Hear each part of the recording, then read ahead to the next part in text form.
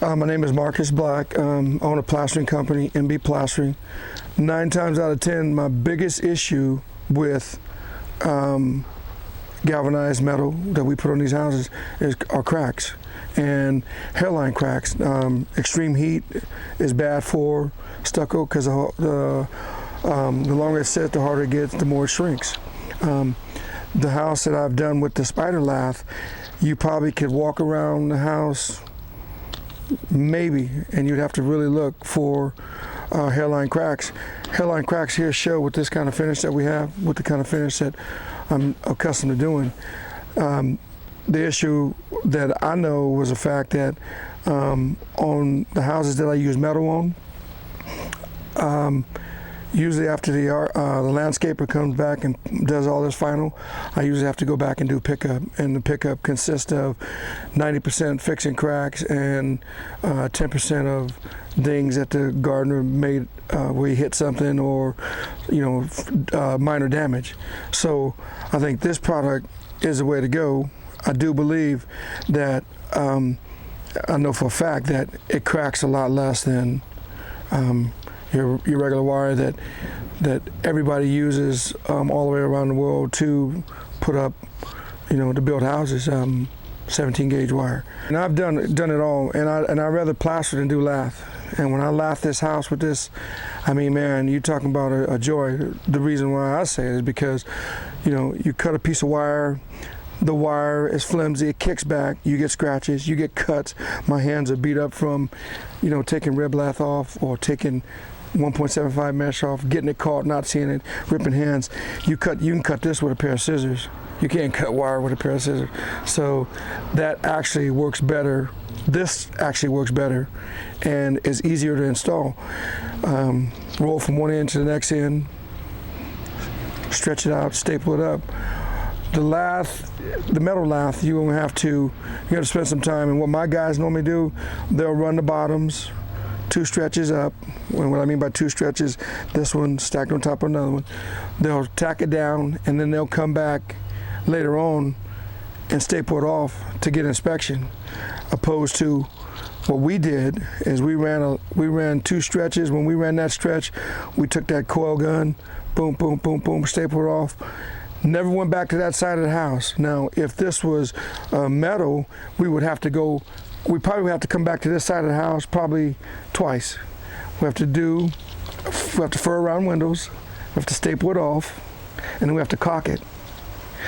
The really good thing about this, the fasteners are for this, what we use was a neoprene nail. So a neoprene nail, when you shoot it in, there's no caulking. I don't need to caulk anything. I just put the nail in, go to the next wall. So it should save time. A lot easier to install, a lot easier to work with. I can go up on the roof with, I can throw 4 or 5 rolls up on the roof. I can carry a couple rolls up on the roof, roll the wire. You can, you got to transport, take all your stuff off, put the wire, go up on the roof, come back and get your bags, and then get back up on the roof. So these 3 houses that I've done, okay, I had to come back and do a pickup on them. Like I said, 90% of it was doing patching cracks. So you figure a guy you paying 18 bucks an hour, $144 a day. By the time you get comp, taxes, $200 a day, maybe $225, somewhere around there. You take 3 houses, okay? I don't have in my budget to pay an extra $225 or $250 to come back and patch a house. I just don't have it. I do believe that this will alleviate it, opposed to me coming back and spending a day per house. I'll come back and spend 2 hours per house and move on. The longer cement sits, the harder it gets. But here's the difference with metal, and here's the difference with this. You actually have cement behind this. Almost everywhere you put cement on this SpiderLath, it gets behind the mesh.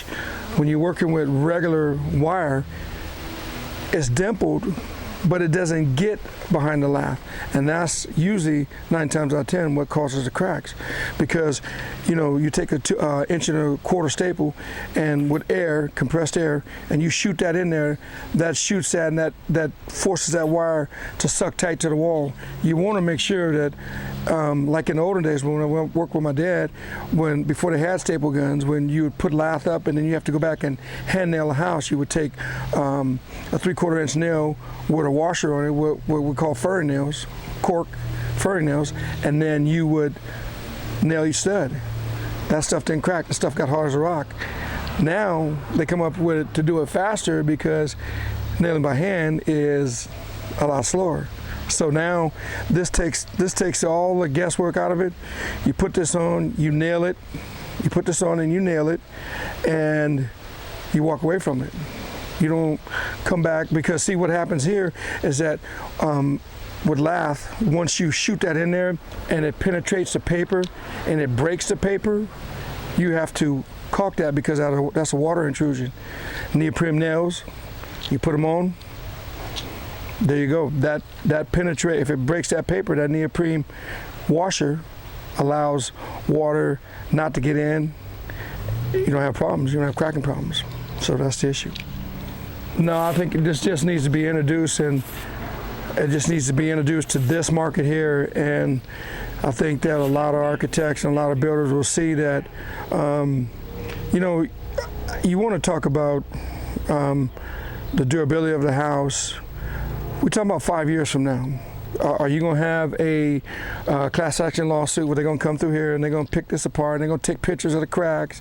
9 times out of 10, that's what the insurance companies do.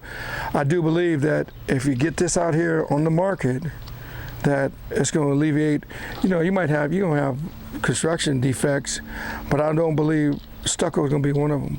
I'm telling you, the house that I did, you probably could go back and count 2 cracks in 18-foot walls on a 5,500 square foot house. This is a 2,000 square foot house.